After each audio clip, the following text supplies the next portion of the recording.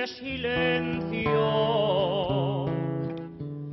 la palabra guardada en el pecho es el mar batiendo contra el mar, son las islas halladas entre la soledad, son palomas al viento,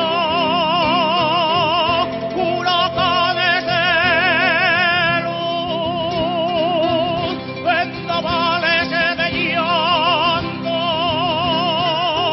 ríos de juventud,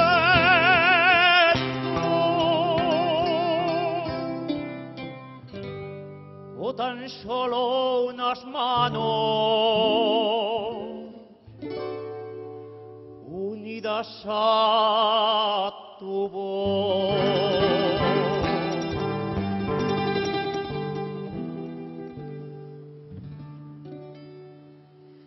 ¿Por qué no nos ven hablar?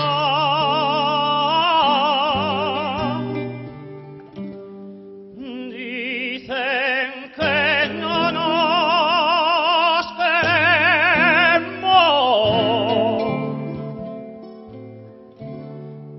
¿Por qué no nos ven hablar?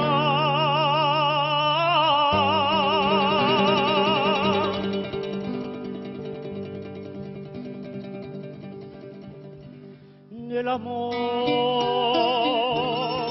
es la tormenta contenida en un aire que inquieta, es la luz golpeando la luz, son los árboles rotos dentro de un vendaval, soy el muchacho riendo, campanario y volcán, gritos de despedida, labios para besar,